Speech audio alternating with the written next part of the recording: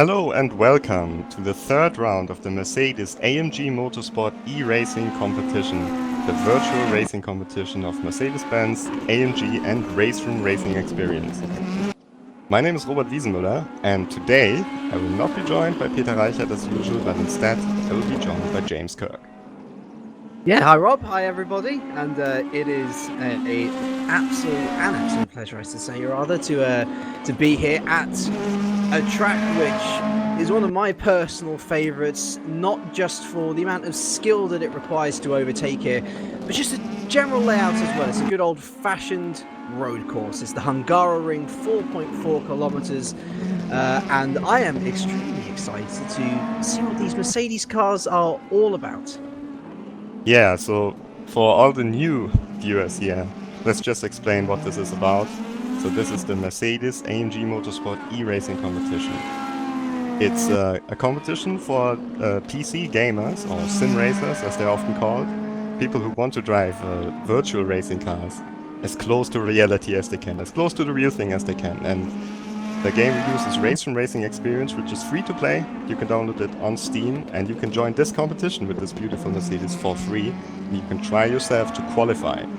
And the 17 fastest online drivers have qualified for this race out of over 3,000 people who tried this time, so a lot of people have tried. And the 17 fastest made it, and they will challenge a VIP driver this time, and that is this guy here, Maximilian Götz. Oh, a little bit out of control here. Former champion of the ADAC GT Masters. Last season he drove in the DTM, and he's challenging all these virtual specialists here.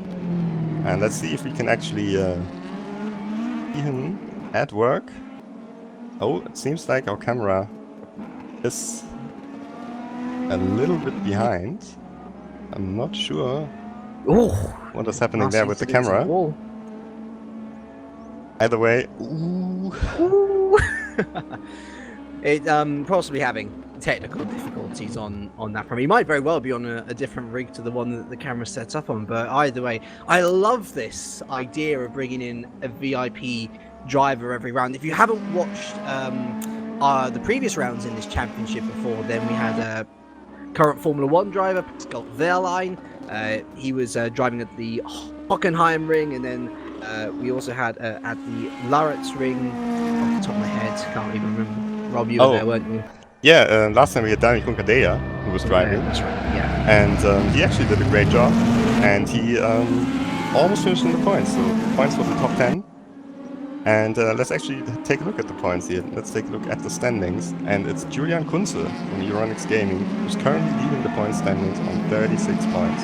And these point standings, they're not just for fun, but they also mean something, because at the end of the season, the 6 best drivers will be invited to the final event of the DTM, where they can compete against the entire Mercedes-Benz AMG DTM team, so all the drivers, you know, Heffert, Mortara, Lucas Auer, and so on. And they drive against the entire team, and the 3 best drivers, the 3 best virtual drivers, will win the professional driver coaching with Mercedes-AMG cars. So that's something you can definitely look forward to if you're one of the competitors here.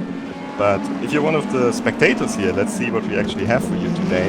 And this is the schedule. So the warm-up session, 15 minutes, it's already over. And we just went into the qualifying session, 10 minutes. And all these drivers, they will be hurrying up to set a time lap here in the session because it's very short. And then we will go immediately into a 20-minute race. And yeah, that race is for points, 25 points for the winner. And let's see who comes out on top. And actually, just to quickly reference back to those standings, what I'm impressed by in our current leader, Julian Kunze, he's not won either of the 2 races that we've had this season. He is purely in that number 1 position through sheer excellent consistency. He wasn't near the top of pre-qualifying, so I noticed, but it just goes to show that at the end of the day, qualifying really does not mean anything. You need to be a good, solid racer as well. Obviously, qualifying is a little bit more important, I would say, here at the Hungaroring than the 2 tracks which we've been to previously. But everyone now starting their laps. And important to note here with qualifying in race room as well is that once that timer hits 0, that is it. It doesn't matter whether you are on a flying lap, you know, whether you just about to start a flying lap or anything. You have to have finished all of your time laps by then. We'll see who comes out on top. Currently looking at Julian Kunze, our championship leader at the moment. Our leader in pre-qualifying was Matthew Williams. He's been doing pretty well in the standings as well. P6, the Brit. But there are so many fast drivers in this field, Rob, let alone our VIP driver in Gertz. It's really rather open, isn't it? You never know which way it can swing in these conditions. Yeah, of course. It's gonna be quite interesting to see how the hot lap pace from the pre-qualifying translates into racecraft and racing pace. And you can see Matthew Williams here behind one of the BWT Mercedeses. We've got 6 of them in the field, so it's kind of hard to tell who that is. I think this should be Georgios Sanitos, the Greek driver, who's ahead of him. So Williams with a bit of traffic on his lap, and yeah, you can see he abandons the lap, goes back to pits. So another try for him. Here we've got Alexander Dornin, who actually was fastest in the practice session and was first out on track, but he immediately gets beaten by Moritz Löhner. And by everyone else. By the looks of it.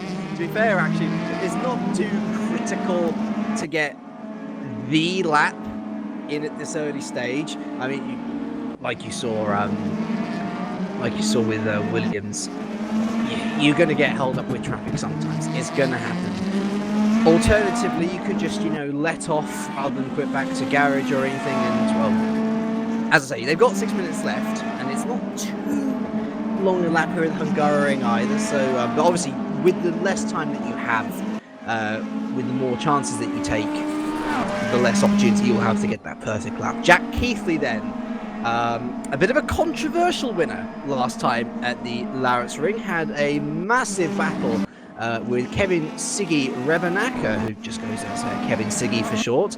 It was an excellent battle too for a good portion of that race. Unfortunately, a bit of contact, a bit of naughtiness saw him take a points penalty post-race, which is why, as I understand it, he's not in the lead of the championship now.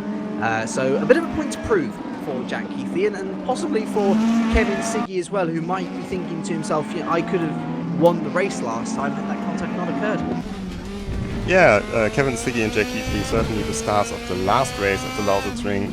And yeah, Keithley took the win on track, but involved pushing Kevin Siggy Rebenack out of the way, unfortunately. So a penalty for Jack Keithley, and he's got a lot of ground to make up. But with his current time, with the 1:35.6, he's leading the qualifying session by over 2/10, and I think he's doing everything right to prove that he doesn't need any contact to win the races here, and that he can do it just with his pace and with his racecraft to qualify for the top 6 at the end of the championship. So Siggy in second once again. I mean, it's shaping up. I was going to say, this qualifying order, if we could just stop it there, I'd be more than happy. Keithley and Siggy in first and second, and then championship leader Kunze in third. I mean, you can't set it up any better than that. But of course, we do have 5 more drivers to still set their first laps, let alone improve their times, including our VIP driver Gertz, as Tim Heinemann gets out onto track as well.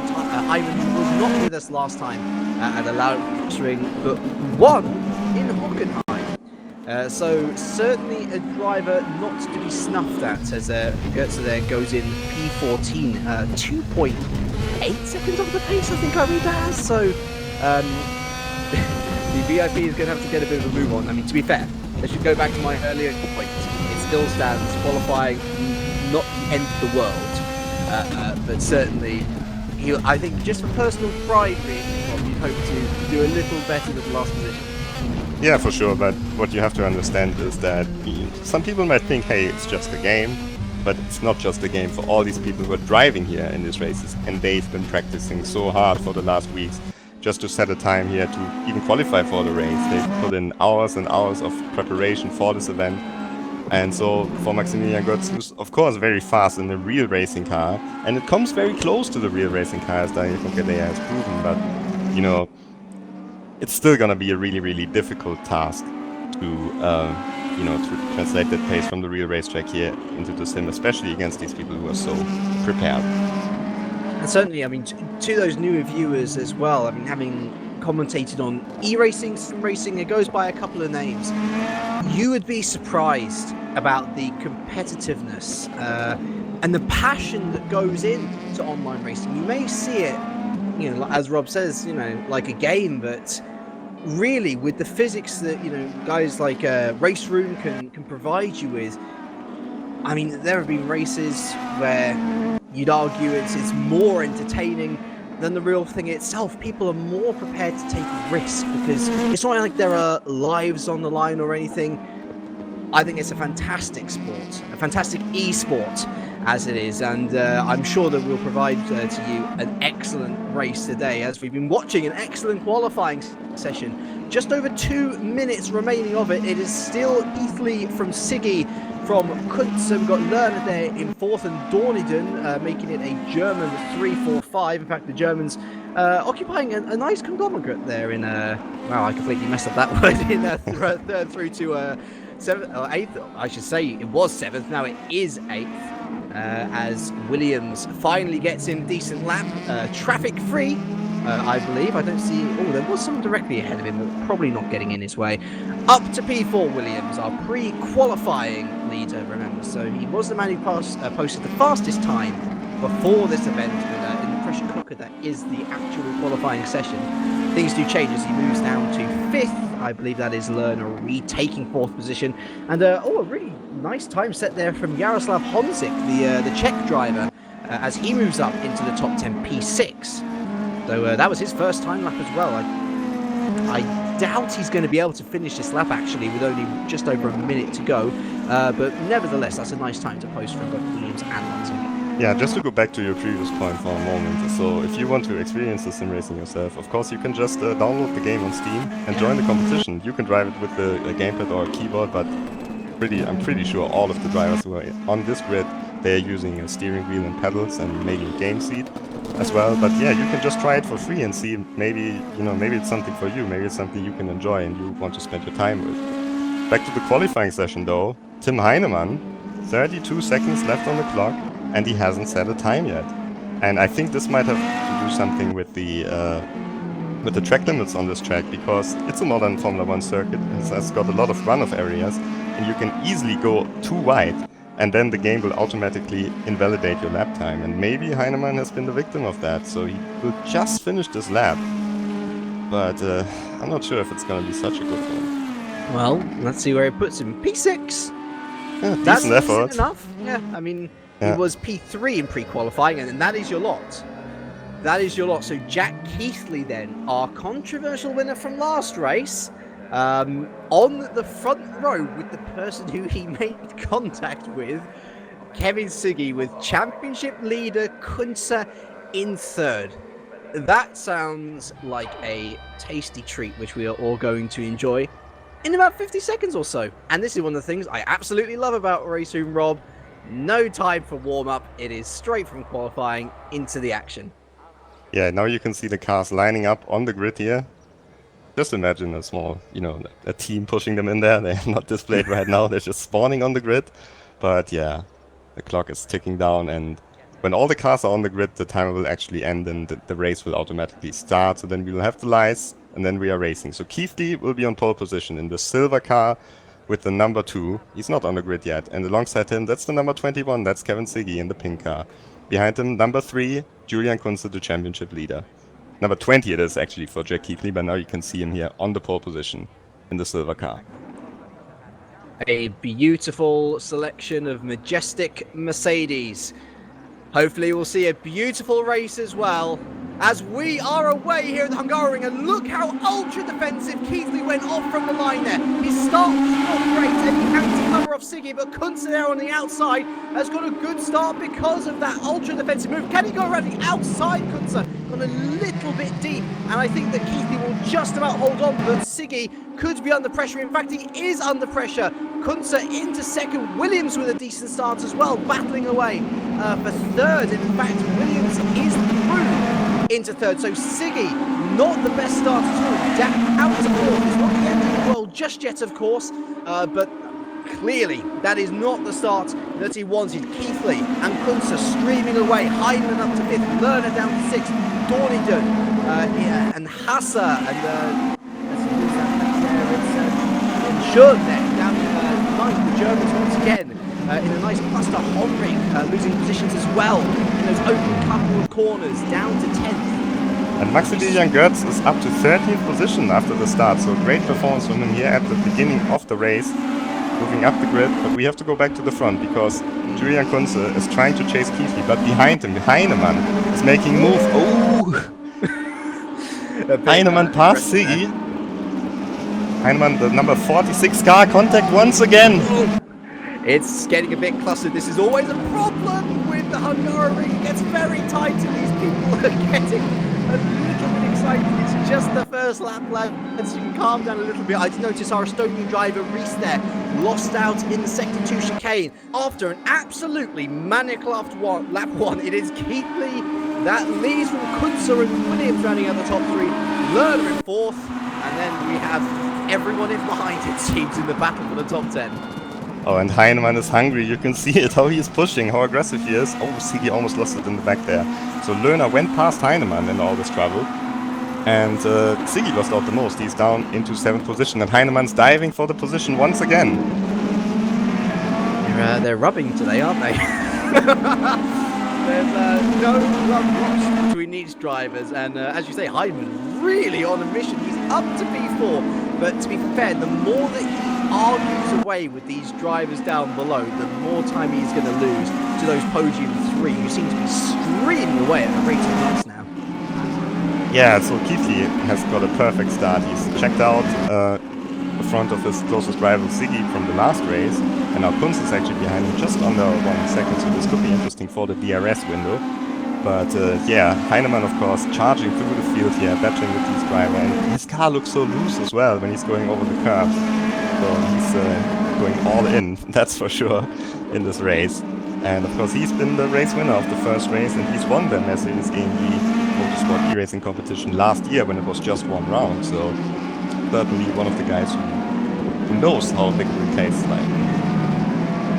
Who knows how victory tastes like this year as well, having won the first race. He's got his foot in the door, hasn't he? As it seems like Götz just losing a couple of positions down there from 13th to 16th. I'm not sure whether there was a little bit of contact or a spin, but either way, a bit of ground for the German to recover up. The gap at the front is 5/10 of a second. And what will Kunze be thinking here, Rob? He's in the lead of the championship despite not winning. It's been his excellent consistency that's won him out. Do you think that he's going to see this lead as a challenge, like a direct challenge to him, in the sense that he doesn't have to, or he has to worry about it now, he's got to overtake the old track?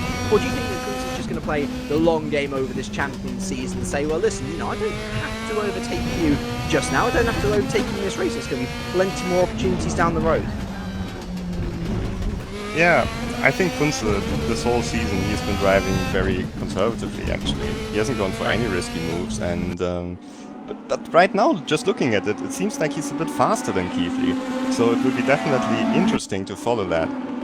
They are both pulling away from Williams, aren't they? I mean, he's being left behind in a world of his own in third, which, if I was in a world of my own in third, I'd say, thank you very much, I'll take those points in the podium, thank you very much. But to these drivers, they always want more. There's the opportunity for all of these guys to score a podium on their day. They are that good. And so perhaps he'll be a little bit disappointed that he's not keeping up with those two. More importantly, he does not want to fall back into the absolute cluster of cars behind him that is Heinemann pretty much all the way down to Madsen and Honzik in P11 even. It looks like, Madsen has been off. Into the wall. That is Madsen in the... Yeah, it seems like he spun out of the final corner and he lost a lot of ground. Now he's out of the points. I just wanted to say earlier that Dorneden also has lost a lot of ground because he is down in 15th position now. He is, you're right. Not good starts for a couple of drivers there. I mean, mind you, if we talk about not good starts, we're already 6 minutes into this 20-minute race. It does fly by, doesn't it? But Madsen, it's not all over for him. You can still see the points in sight. Kevin Ryan there, the Irishman, currently occupying that P10, but it is a long way up then to P9 P9 currently occupied by Xanatos. Very much a race where we're now starting to split off into groups, Rob. We have those top two. We then have Williams, who I can see is only falling further back into the clutches of Hyman, who's leading that pretty much Forte P9 train. And then we have the battle for the final point. So the story's developing through this race. I think a lot of it will come down to the final 5 minutes, honestly. There's going to be possibly a worry about tyres, I'd imagine, near the end. Well, we could see last time that Keithley had a bit of problems with his tire wear compared to Kunze and Löhner especially, who was excellent on his tires. So we will see how this will play out. As Kunze there activating his DRS, he is well within range. Dropping that rear wing as we come down to the first quarter, and he's not able to overtake it this time around. As we look out, Florian Hasser, another man who has got the DRS, but sort of trains, Rob, is going to be difficult to overtake, because even if you have DRS, the person who's ahead of you is going to have DRS as well to defend. That's true, but some people will probably be a little bit in trouble, and one of them who could be in trouble is Tim Heinemann. Actually, I say that, but look how he's closed the gap to Matthew Williams. Heinemann on fire in this race, and we've seen he's not wasting any time when he's going for the move. So let's see how long Williams can keep his podium position here. His pace is so impressive. I mean, considering the amount of cars that he had to get through at the beginning, considering the amount of hard battles which he's been in already, he's reeling in Williams as if he's a second-tier driver. This is the guy who led pre-qualifying, lest we not forget, as there is a further change, down there for P10. Honzik now back in P10 with Ryan down to... Oh my goodness me. Oh, the battle for the final point. I love this. Everything out on the line. Honzik winning out just now. Ryan, the main person losing out there, down to P11. Another instant pressure from Madsen. Always there's a bit of winning there. Look at this. Is this the rest of the field pretty much going for the final point? Oh, that's the move from Madsen against Ryan. Bit of contact. That was a pretty rough move. He's taking the position though. Oh, Ryan's looking. That's a nice cutback, mind you. I don't think... Yeah, there's not enough speed there on the inside to get anything. But so we have to go back to the front. Yeah. Because Kunze on the outside, he's trying to take the lead from Keithley. He's been getting closer and closer, ever so, for the past couple of laps. And now with DRS in his possession, I mean, you've talked about him being conservative all year, Rob. Surely, if there has ever been a time to stamp your mark on this championship, with DRS in tow as well, now's the chance for Kunze to say, listen, I'm at the top and I'm going to stay here. It's all getting mightily close there through turn 5. He's going to have to probably sit in behind for the rest of this sector, but once we come onto that home straight again, you wouldn't see him, or you wouldn't put it past him to try and line up a move, hopefully on the inside. That's going to be your prime overtaking position. Yeah, I mean, overtaking opportunities on this track, there are not so many, so it's the first sector is probably the best sector to pass, but I mean, looking here in the midfield, these people seem to find a way everywhere. Kevin Ryan in the white car ahead, he's lost a bit of ground, and Roman Ivanov, he's been, struggling a little bit to get closer to the points here, but now he's got his eyes set on Ryan. Sometimes that's just a nice thing to do, isn't it? Because if you don't have the best of starts, or even if you have a middling start, if you can see that you're catching a guy ahead and there's an opportunity to overtake, that can fill you with a bit of confidence. Speaking of an opportunity to overtake, here comes Tim Heinemann, the podium in his sights, the DRS well and fully on. Williams goes for the defensive line. Heinemann breaks late and tries to go around the outside, but it's not going to work this time around. And Keithley holding on to that first position as well. Heinemann is using every bit of the track. Oh. And there's a late move there to the inside of turn 2. That is a very, very nice move indeed. Williams, he only left the door open a little bit, but the foot was in. Heinemann was not going to let that podium opportunity slip him up. That was a brilliant move. I mean, you could just see that the slight hesitation from Williams, that he didn't close the door completely, and then Heinemann just dives up the inside. There's just enough space for his car, and he takes the position, and now he's on the podium. Just under 4 seconds, Rob. Is that doable in 9 minutes? I don't think he's got the pace. Keithley and Kunze have both been checking out a little bit, so unless Keithley and Kunze start fighting, which could happen though, because Kunze is right at the back of Keithley. Unless they really start fighting, I don't think Heinemann has a chance to win this race. Oh, wow! Speaking of, just as I say, he's been using every bit of the track and perhaps a little bit more. Almost flying off at the end of sector 2 there. You almost feel for his own sake he might just have to consolidate his advances and his successes here in the race already and just say third is good enough. Let's just try and keep the car in one piece, because you think one of those wild moments going wrong and he's going to be into the wall. Yeah, and that's it with the podium then. And Heinemann, I mean, he's still in second place in the standings, but he needs some points if he wants to win the online championship here against Kunze, who's ahead of him again. It seems to me that Williams has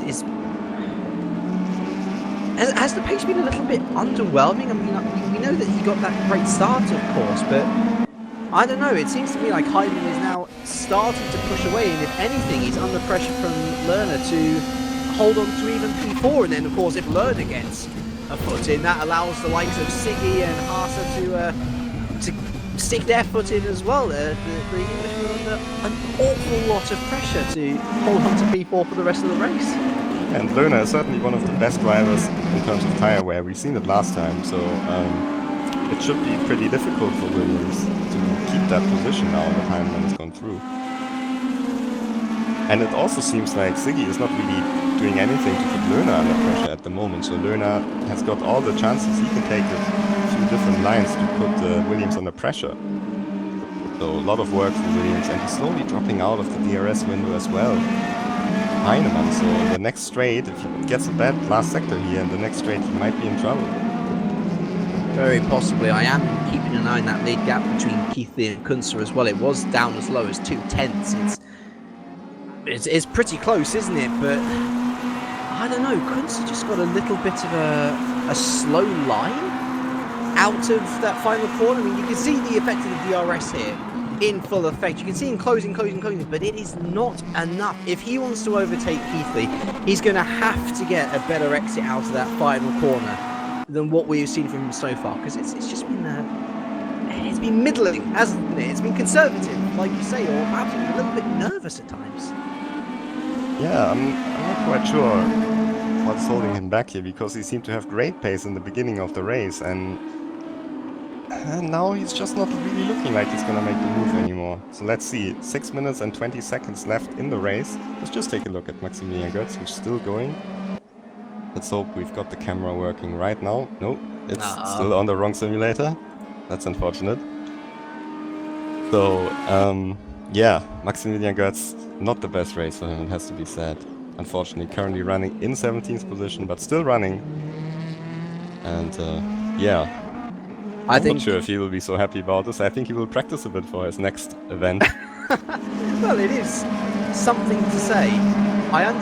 From what I understand, Götz has been in perhaps a couple of incidents, which, you know, that would explain why he is so far behind everyone else. But then again, it is pretty high praise of the people up here at the front who are putting on such a clinic. You know, they are so fast, they are so competitive.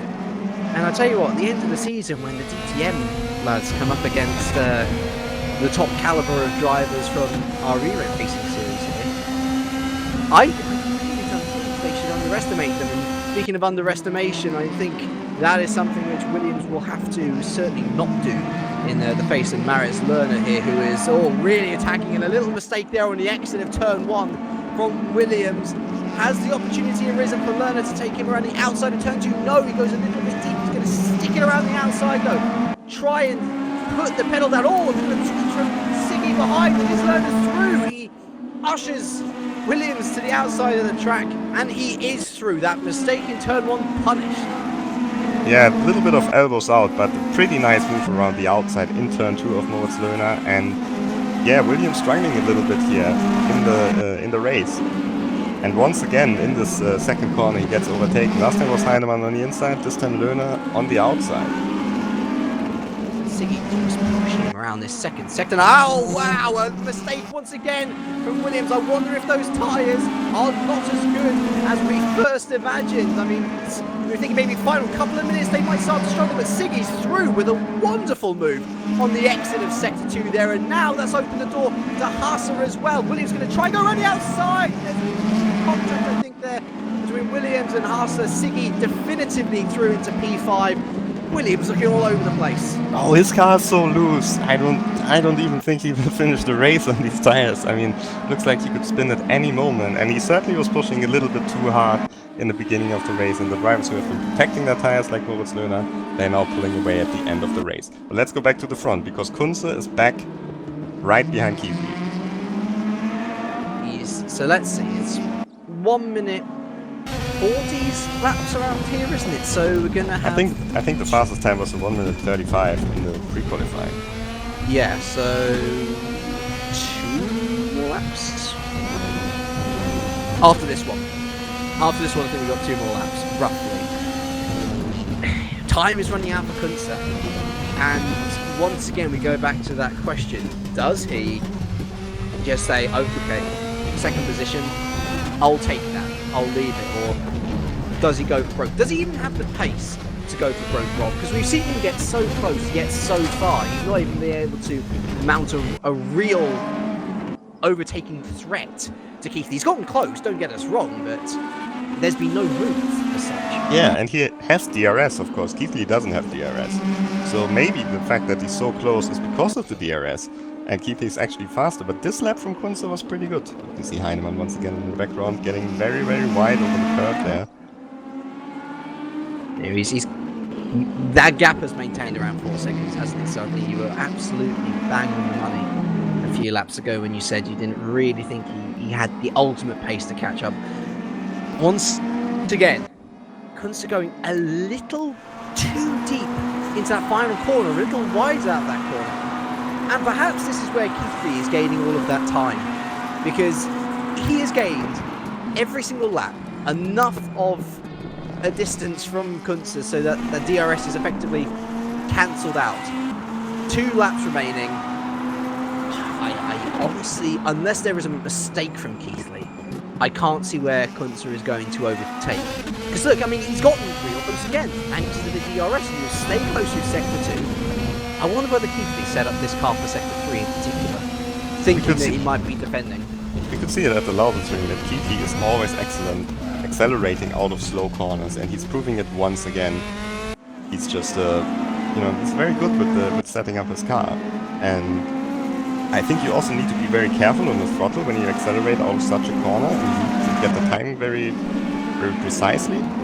And he's doing exactly that. And looking back here, something must have happened to Kunze because he lost a lot of time. So this might be it. This might be Keithley. Might he have gotten that chicane wrong? Oh, Löhner! Löhner has spun! Aha! Löhner spins in the chicane, and that's 4th position gone. I was thinking, was that incident involving Kunze? I don't think so. I just think that both of those guys got crossed up at the chicane. It must have been the case either way. Löhner still in the points, but P10 is not P4, is it? And Kevin Siggy, the main benefactor there, up to P4 as we have a little look back at Florian Hasser, who's still being held behind Williams, who's, I mean, to be fair, if his tyres are shot, which they very much look like they are, he's doing a mighty job to keep the German behind. DRS assisted though. Oh, a late move to the inside. And once again, Williams leaving the door open and Hasser taking full advantage. The Englishman down to what is P6 now, so overall it's not a loss with Löhner falling behind them. But it is a gain for Hasser, who moves up into P5, and that's something for Williams to look back on in future races. He's leaving the door open a little bit too much, and that is allowing plenty of drivers behind the opportunities to overtake. Yeah, and I think Florian Hasser has looked at the move that Heinemann made early on and just tried to kind of copy it in a different corner. We're on the final lap now, by the way, so it certainly seems like Keithley cannot be stopped by Kunze in this race, but this battle, maybe it's not over yet. Maybe Williams can come back, but of course Hasser still has the DRS on this lap, because he crossed the start-finish line behind, and So it's a very good opportunity. You can see in the background Williams sideways once again. So probably Williams can't come back, but let's go back to Julian Kunze. Oh, it's Because we're in the close. final sector, but if he wants to make a move, he has to do it now. I don't see that happening unless Keithley spins in the final corner. Then, which, to be fair, he doesn't. He has been impervious from start to finish. Jack Keithley wins race 3 here at the Hungaroring. It was a well-fought victory off from Julian Kunze. Tim Heinemann getting his elbows out but getting the job done up to P3 with Kevin Siggy. He will probably be a little bit disappointed. P4 from the front row of the grid. Florian Hasse there taking P5 ahead of the struggling Williams. We then have Schön in P7 with Xanatos P8. Hovering up to P9, of course, after those earlier mishaps in the race with a certainly disappointed Lerner. Rounding out the point scorers in P10 after that mistake up at the chicane. We have Madsen, Bornidun, Yakubu, Ivanov, Reese, and Gertz and Ryan rounding out the rest of the field. In fact, Ryan was a full-on retirement. So there's your race, full of action from start to finish, Rob, and I think ultimately Jack Keithley more than deserving of his victory this time around. Yeah, flawless performance from Jack Keithley, it has to be said. So congratulations to the Englishman. Second win of the season, but I think he will be a bit more happy about this one here, because it was a brilliant drive from him. And Julian Kunze once again in second place. There we can see the standings. So Kunze, Heinemann in third with the fastest lap. No surprise there, he was really quick in the race. Siggy in fourth, Hasse in fifth. That's his best position in the season.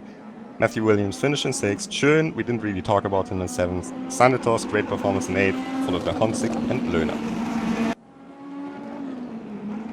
And you know what? I think that's a very indicative performance from the Hungaroring as well. People keep on saying, oh, you can't overtake there, so on. But time after time again, it provides fantastic races for us to enjoy. So many overtakes and big battles to watch through those 20 minutes. Yeah, I think it was a very exciting race, that's for sure. Especially the battle in the midfield, and we could see that at the back as well, with Ivanov, Madsen, and Dorniden, who we didn't really know why he dropped back so far in the race. And yeah, certainly a lot of action here at the Hungaroring. Next race will be Norrisring, so certainly not gonna be less action at the Norrisring. Yeah, and I have fun memories of that track. I'll say that much. It's always a test of endurance more than anything. Such a simple track, but so easy to get wrong. You keep an eye on your calendars, everyone. That's going to be one to look out for. A word in for Gertz as well there, finishing near the back, unfortunately. As I say, I believe he was involved in a couple of incidents through that race, but once again proving sim racers, e-racers, whatever you want to call them, they are the real deal, aren't they? yeah, certainly shows how difficult it is to compete against the best virtual racers here. And yeah, let's see. I hope he comes back this season. I hope it's a little bit more practice, and then he will show them how it's done, because he's a fantastic racing driver. That's for sure. He's proven it in GT Masters, he's proven it in DTM, and I just hope we will see him back again during this season. Right then, so I'm not sure about your procedure here, Rob. Do we take a break, or are we straight to interviews? No, we will actually go straight to the interviews. I'm just trying to find all the drivers here, and there's the first one. It's Jack Keithley. Hello, Jack. Can you hear me? Yes, I can. All right, we can hear you as well, but we can hear a little bit of feedback noise. Oh, God. So let's just get it done then. Fantastic performance, Jack. Second win of the season, and I think this time you will be a little bit more happy about the win, because it was a flawless performance. Yeah, I mean, honestly, after last race, I told you I felt I was going to get something, and I did, but this, I feel clean as a whistle. I'm over the moon with that. Really, really pleased with that. So, just maybe you can go through how you set up your car for this track, maybe a little bit, or how you practice the lines for this track, because we noticed that especially in the final sector, out of the final corner, your car was excellent, and you were gaining so much time on Julian Kunze out of this corner. Well, I was seeing the whole time during testing, set the car up to just be good on the tyres, because I'd done some practice runs, and when you hit the cliff, you lose a lot of time just like that, really quickly. So I thought, okay, if I could save the left front and left rear tyre on two right-handers, I could then just push in the last sector to create that gap I need. So I wasn't like on full attack mode for some of the track, but I was on more than attack the rest. Yeah, it certainly seems to have paid out, your strategy here, because yeah, it's the win and it's a big move forward in the championship standings as well. So congratulations once again, Jack Keithley, and I'm sure we will see you next time again. Thank you very much, and I just want to say, Julian, you put up a good fight, and I respect the hell out of you. It was a good battle, that was. Came in a lot of pressure. Right, so thanks, Jack. And James, he's got the second place finisher, Julian Kunze. Hi, Julian. Hi. I directly quote from Jack, respect the hell out of you. It was a fantastic battle from start to finish. The amount of pressure which you put him on, under, I should say, rather, was monumental, but ultimately not enough pace for the win today? Or do you think that perhaps you could have eked out a little bit more from the car?